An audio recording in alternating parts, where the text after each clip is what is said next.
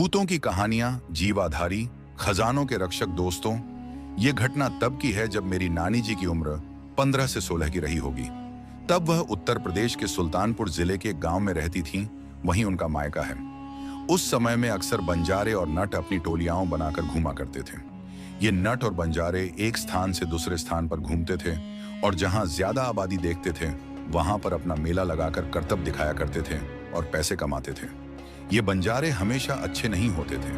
अक्सर बंजारों और नटों की टोली के रूप में डाकुओं की भी टोली घूमा करती थी, जो दिन में तो मेला लगाते थे मगर रात में लूटपाट किया करते थे।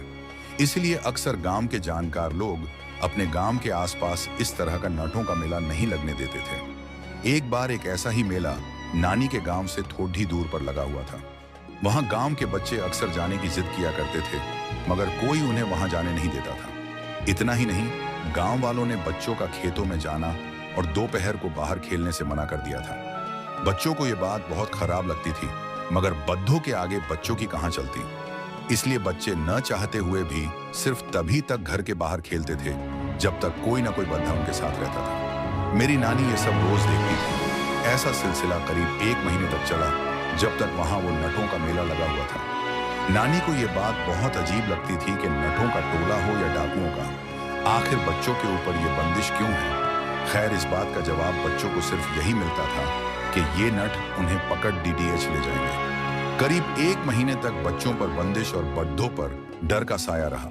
इन सब बंदिशों के बावजूद एक दिन सुबह 10 बजे के करीब गांव में काफी शोर शराबा मचा और पता लगा कि एक पड्डोस का एक छोटा बच्चा करीब 10 साल का एक लड्डा का घर से बाहर आया था और गायब हो गया। पूरे गांव में उसे ढूंढा गया मगर कहीं उसका पता नहीं चला। आखिरकार गांव के हर घर से सरे बड्ढे मर्द जोर शोर से उस लड्ढचके की तलाश में लग गए। उन्हें शायद आने वाले खतरे का पता था, इसलिए पहले गांव और खेत का छप्पा छान मारा उन लोगों ने। जब उस लड़के की गांव में गैर मौजूदगी निश्चित हो गई, फिर वहां के सारे मर्द एकत्र हुए और बिना किसी देर के अपने अपने हाशिए, कुल्हाड़ी, कुदाल वगैरह लेकर चल पड़े उस नटों की टोली की तरफ। उस बच्चे के घर पर रोना पिटना मचा हुआ था। आसपास के सब लोग अपनी अपनी शंकाएं जताते और बच्चे को बार बार ढूंढते मगर इसका कोई फायदा नहीं हो रहा था। दूसरी तरफ जब मर्दों की टोली उन बंजारों के मेले के पास पहुंचे तो चौंक गए। वहां अब सब खाली था, सिर्फ चूल्हों की राख और तंबू गाड़ने के निशान मौजूद थे। अब सबका शक यकीन में बदल चुका था। बच्चे को कोई और नहीं, वो नट ही चुरा के ले गए हैं। अब गांव के सारे लोग वहीं रणनीति बनाने लगे कि आगे क्या किया जाए। सबने अलग अलग दिशा में जाने का फैसला किया। क्योंकि तब यातायात की इतनी सुविधा नहीं थी, इसलिए उन बंजारों का बहुत दूर निकलना असंभव था। लेकिन उसने लडिचने का सामर्थ्य भी सब नहीं रखते थे, क्योंकि ये अच्छे लद्दाखे भी हुआ करते थे। इसलिए रणनीति बनाना जरूरी था। फिर सबने तय किया कि हर रास्ते, हर दिशा की तरफ कुछ लोग जाएंगे और पता चलते ही सब एकत्र होकर वहां जाकर उस बच्चे की तलाश करेंगे। और वो लोग न मिले तो दोपहर 3 बजे से पहले सब अपने गांव में एकत्र हो जाएंगे। सब लोगों ने एक अलग अलग दिशा पकड़ ली और अपनी अपनी राह चल पड़े। 5-5 लोगों का समूह अपनी अपनी राह पर अग्रसर था। पश्चिम की तरफ जाने वाले समूह के आखिर उनके निशान और फिर उनका वो टोला मिल गया। उन सब के पास वापस जाकर बाकी लोगों को बुलाने का वक्त नहीं था, इसलिए वो किसी मौके की तलाश करने लगे और उनके झुंड में उस बच्चे को तलाशने लगे। लेकिन वहां उस बच्चे का कोई सुराग नहीं मिला। फिर उन्होंने ये सोच लिया कि शायद बच्चा इनके पास नहीं है, वरना ये उसे अचेत अवस्था में ही सही साथ तो रखते। वो आशा खोने ही वाले थे कि किस्मत ने उनका साथ दे दिया और उनकी भीड़ से निकलकर एक आदमी नित्य कर्म के लिए कुछ दूर चला गया। पांचों ने फिर उसी से पूछताछ करने की ठानी। वो पीछे से जाकर उसके ऊपर टूट पड़े और 2 लाठी उसके सर पे जमाकर उसे बेहोश कर दिया। फिर एक तांगे पर उसको लाद कर वापस अपने गांव की ओर चल पड़े। वो जितनी जल्दी हो सकती थी कर रहे थे, क्योंकि उसके साथ ही उसको ढूंढने जरूर आने वाले थे। वो लोग उसको लेके आधे घंटे में अपने गांव पहुंच गए। बाकी सब भी वापस आए तो उन लोगों ने उसके सर पर एक मटका ठंडा पानी डाला और उसे होश में लाए। होश में आते ही वो आसपास गांव वालों को देखकर घबरा गया, लेकिन बिना मार खाए उसने कुछ नहीं बताया। जब गांव वाले मिलकर उसको उसकी सहन शक्ति से ज्यादा खुराक देने लगे तो वो जान गया कि उसकी जान के लाले पड्डी अचने वाले हैं। फिर उसने बताया कि वो बच्चा कहाँ है। उसने जो बताया उससे सबके होश उडेज गए और उसी वक्त पास के गांव के सिद्ध तांत्रिक को बुलाने के लिए कुछ लोग निकल पड़े और बाकी उसे लेकर उस दिशा में निकल पड़े जहां वो बच्चा था। उसने बताया कि उनकी टोली के सरदार ने उस लडचके को जीवाधारी बनाने के लिए इस्तेमाल किया है। उसकी जान को खतरा है, अगर उसे बचाना है तो या तो उनकी टोली के उसी तांत्रिक को बुलाओ जिसने उसे इस्तेमाल किया है, या फिर उससे ज्यादा माहिर खिलाड़ी को। इसलिए गांव वाले पास के गांव के सिद्ध तांत्रिक को लाने के लिए निकल पड़े। वो तांत्रिक को लेकर जल्दी से जल्दी आ गए और वहीं पहुंच गए जहां पर वो नट गांव वालों को लेकर उससे बच्चे का पता बताने ले गया था। उसने एक जगह एक अजीब सा लिखा हुआ पत्थर दिखाया और गांव वालों से वहां खोदने को कह दिया। गांव वाले खोदने में लग गए और कुछ लोग रह रहकर उसको मारते जा रहे थे और धमकी दे रहे थे कि अगर बच्चे को कुछ हो गया तो उसकी कब्र यहीं बना देंगे। वो तांत्रिक काफी बूढ़े थे, लेने के बाद भी सबके साथ गड्ढे के खुदने का इंतजार कर रहे थे। करीब 4 फुट खोदने के बाद वहां एक पत्थर की परत आ गई जो 3-4 पत्थर से मिलकर बनाई गई थी और फिर संभाल कर सबने मिलकर उस पत्थर की परत को हटाया। नीचे जो उन लोगों ने देखा उससे उन्हें कोई खुशी नहीं मिली। नीचे एक कमरा सा बना हुआ था, करीब 5 फुट चौड़ा और 6 फुट लंबा।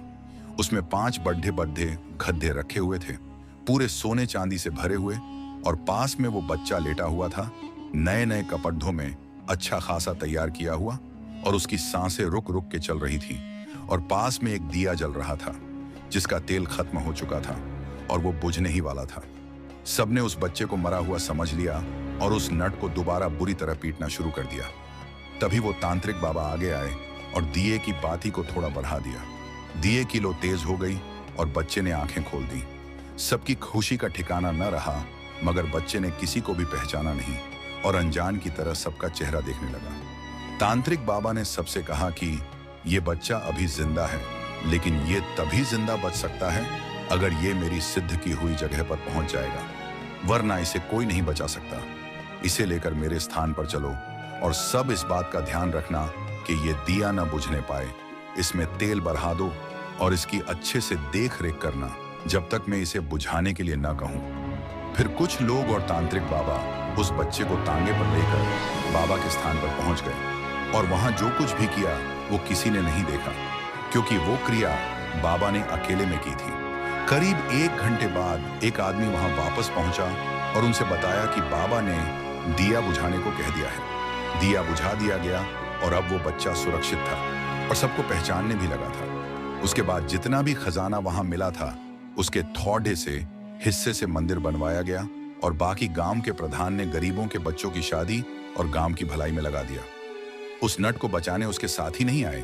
गांव वालों ने उसे 1 हफ्ते तक कैद रखा, उसके बाद धमकी देके छोड़ दिया। दोस्तों, ये तो थी वो घटना जो वहां घटी थी, लेकिन इसके असली पहलू बाद में उजागर हुए। अगर ये घटना न घटी होती तो शायद आज हम इतना बड़ा रहस्य न जान पाते। वो रहस्य मैं आपको बताता हूँ। वहां जो नट आए हुए थे, असल में वो लुटेरे नट थे। इन नटों का ये काम होता था एक आबादी वाले क्षेत्र से कुछ दूर मेला लगाना और फिर रात को लूटपाट करना, और जब ये ज्यादा खजाना इकट्ठा कर लेते थे तो ये उसे जमीन में गाड़ डेडियाच देते थे। इनके साथ एक तांत्रिक भी होता था, बहुत माहिर तांत्रिक, जो अपनी शक्तियों का इस्तेमाल करके ये भी बता दिया करता था खजाना कहाँ कहाँ है। यही तांत्रिक जीवाधारी बनाते हैं अपने खजानों की रक्षा के लिए। जीवाधारी बनाने के लिए ये किसी के भी बच्चे को चुरा लिया करते थे, क्योंकि बड्ढों से ये काम करवाना मुश्किल था और बच्चों को बहलाना आसान। ये जिस बच्चे को चुराते थे ये उसे उसके पसंद की और भी बहुत अच्छी चीजें खिलाते थे ताकि वो जरा भी भूखा ना हो। फिर उसे नहला धुलाकर नए नए कपड़े पहनाए जाते थे, पैरों में रंग, आंखों में काजल और बालों में खास किस्म का तेल लगाकर उन्हें बैठाया जाता था। फिर तांत्रिक अपनी क्रिया करते थे जिसमें वो बच्चा अपनी सुध बुध खो देता था। उस बच्चे को भिन्न भिन्न शक्तियों से सुसज्जित किया जाता था और उसके नाम का दिया उसके बगल जला दिया जाता था। उसके बाद उसके सामने उस कबीले का सरदार आता था और कहता था, देखो मुझे और अच्छी तरह पहचान लो, ये खजाना मेरा है और तुम इसके रक्षक हो। जो मेरे सिवा मेरा खजाना लेगा तुम उसको जिंदा नहीं छोड़ देना। मैं वापस आऊंगा और अपना खजाना ले जाऊंगा, उसके बाद तुम आजाद हो जाओगे। ऐसी तांत्रिक क्रिया के बाद वो बच्चा उस इंसान को नहीं बल्कि की आत्मा को पहचान लेता है। फिर वो उसे खजाने के साथ उस गड्ढे में दफन करके चले जाते थे। जैसे ही हो दिया बुझता था, उसकी आत्मा एक अत्यधिक शक्तिशाली शक्ति का रूप ले लेती थी और महीने, साल, क्या सदियों तक अगर वो ना आए तो भी खजाने की रक्षा करती है। फिर वो इंसान चाहे इस जन्म में आए या फिर किसी और जन्म में, ये शक्ति सिर्फ उसकी आत्मा को ही पहचानती है और खजाना लेने से नहीं रोकती। अक्सर आपने देखा होगा, कभी कभी कहीं किसी को खजाना मिल जाता है। ये जीवाधारी उनकी आत्मा पहचान कर उन्हें खजाना लेने से नहीं रोकते। दोस्तों, ये कर्म निर्दयी होता है, लेकिन इसका इस्तेमाल राजा महाराजा भी किया करते थे। लेकिन उस समय में इंसान बहुत ईमानदार हुआ करते थे, जो खुद राजा की खातिर जीवाधारी बनने को तैयार हो जाते थे। आपने देखा होगा कि इन जीवाधारियों को अक्सर कुछ तांत्रिक हरा देते हैं। ये केवल उन्हीं जीवाधारियों के साथ संभव हो पाता है जो बाल अवस्था में ही जीवाधारी बनाए गए हों। लेकिन राजा महाराजा के जीवाधारियों को हराना संभव नहीं होता, क्योंकि वो अपनी मर्जी से युवा अवस्था में अपना बलिदान देते हैं और बहुत अधिक शक्तिशाली हो जाते हैं। उनकी ईमानदारी ही उनकी सबसे बड़ी शक्ति बन जाती है।